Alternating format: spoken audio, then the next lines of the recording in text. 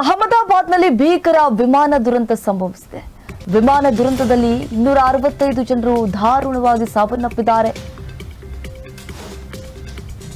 ಆ ದುರಂತದ ಸ್ಥಳದಿಂದ ಎಲ್ಲಾ ಮೃತದೇಹಗಳು ಸಂಗ್ರಹ ಮಾಡಲಾಗಿದೆ. ನೋಡಿ, 265 ಜನರು ಆ ವಿಮಾನದಲ್ಲಿ ಪ್ರಯಾಣವನ್ನು ಬೆಳೆಸ್ತಾ ಇದ್ರು.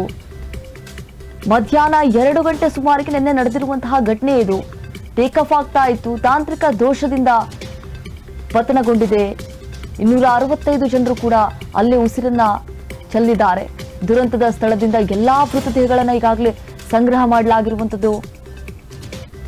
ಅಹಮದಾಬಾದ್ ಸಿವಿಲ್ ಆಸ್ಪತ್ರೆಗೆ ಮೃತದೇಹಗಳನ್ನ ಈಗಾಗಲೇ ಶಿಫ್ಟ್ ಮಾಡಲಾಗಿದೆ. ಹಾಸ್ಟೆಲ್ ಅಲ್ಲಿ ಊಟ ಮಾಡ್ತಾ ಇದ್ರು. ನೋಡಿ, 24 ವಿದ್ಯಾರ್ಥಿಗಳು ಅವರು ಕೂಡ ಬಲಿಯಾಗಿದ್ದಾರೆ.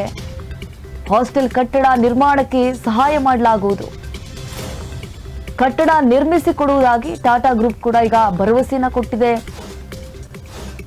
ಏರ್ ಇಂಡಿಯಾದ ಮಾಲೀಕತ್ವ ಹೊಂದಿರುವಂತಹ ಟಾಟಾ ಗ್ರೂಪ್ ತಲಾ 1 ಕೋಟಿ ರೂಪಾಯಿ ಪರಿಹಾರವನ್ನು ಕೂಡ ಘೋಷಣೆ ಮಾಡಿದೆ. ಟಾಟಾ ಗ್ರೂಪ್ ಗಾಯಾಳುಗಳ ಚಿಕಿತ್ಸಾ ವೆಚ್ಚ ಸಂಪೂರ್ಣವಾಗಿ ನಾವು ಭರಿಸುತ್ತೇವೆ. ವಿಮಾನದ ತಾಂತ್ರಿಕ ದೋಷಕ್ಕೆ 265 ಜನರು ಈಗಾಗಲೇ ಸಾವಿಗೀಡಾಗಿದ್ದಾರೆ. ನಿನ್ನೆ ನಡೆದಿರುವಂತಹ ಪತನ ಇದು ಘಟನೆ. ನೋಡಿ, ಅಹಮದಾಬಾದ್ನ ವಿಮಾನ ದುರಂತ ಏಕಕಾಲಕ್ಕೆ 2 ದುರಂತ ಸಂಭವಿಸಿದೆ. ಈ ಕಾರಣಕ್ಕೆ ಸಾವಿನ ಸಂಖ್ಯೆ ಕೂಡ ಹೆಚ್ಚಳ ಆಗಿತ್ತು.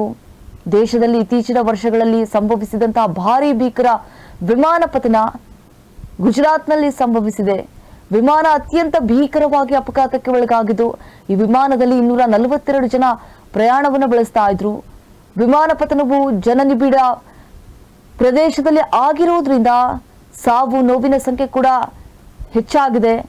265 ಜನ ಏನು ಪ್ರಯಾಣವನ್ನು ಬೆಳೆಸ್ತಾ ಇದ್ರು, 265 ಜನರು ಕೂಡ ಸಾವನ್ನಪ್ಪಿದ್ದಾರೆ. ಕಟ್ಟಡದ ಮೇಲೆ ವಿಮಾನ ಪತನವಾಗಿರುವುದರಿಂದ ವಿಮಾನದಲ್ಲಿದ್ದವರು ಮಾತ್ರವಲ್ಲ, ಯಾರೆಲ್ಲ ಕಟ್ಟಡಗಳಲ್ಲಿ ಇದ್ರೂ ಕೂಡ ಅವರು ಮೃತಪಟ್ಟಿದ್ದಾರೆ.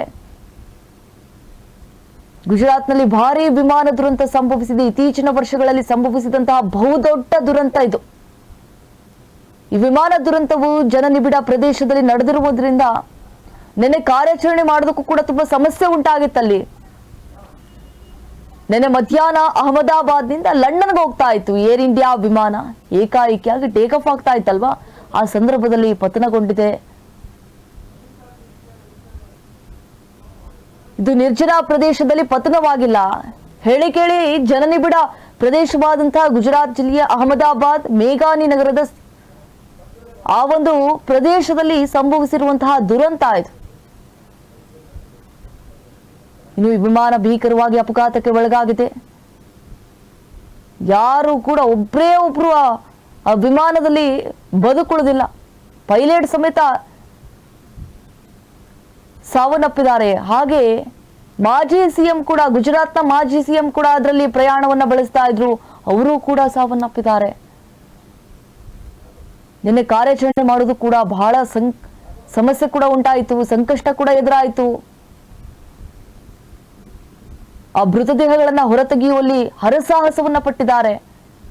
ಈಗಾಗಲೇ ಮೃತದೇಹಗಳನ್ನ ಶಿಫ್ಟ್ ಮಾಡಲಾಗಿದೆ ಆಸ್ಪತ್ರೆಗಳಿಗೆ. ತಲಾ 1 ಕೋಟಿ ರೂಪಾಯಿ ಪರಿಹಾರವನ್ನ ಕೂಡ ಘೋಷಿಸಿದೆ ಟಾಟಾ ಗ್ರೂಪ್.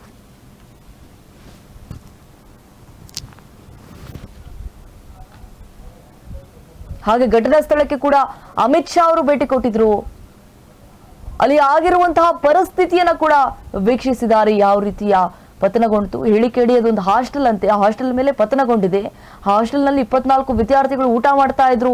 ಏಕಾಏಕಿಯಾಗಿ ಪತನಗೊಂಡಂತಹ ಕಾರಣದಿಂದಾಗಿ ಆ ವಿದ್ಯಾರ್ಥಿಗಳು ಆ ಕಟ್ಟಡದಲ್ಲಿ ಸಾವನ್ನಪ್ಪಿದ್ದಾರೆ. ಈಗ ತಲಾ 1 ಕೋಟಿ ರೂಪಾಯಿಯನ್ನ ಪರಿಹಾರವನ್ನ ಟಾಟಾ ಗ್ರೂಪ್ ಏನಿದೆ ಘೋಷಣೆ ಮಾಡಿದೆ. ನಾವು ಗಮನಿಸ್ತಾ ಇದ್ದೀವಿ ನೋಡಿ, ಟ್ವೀಟ್ ಮಾಡಿರುವಂತಹ ಆ ವಿಜುವಲ್ಸ್ ಅನ್ನ.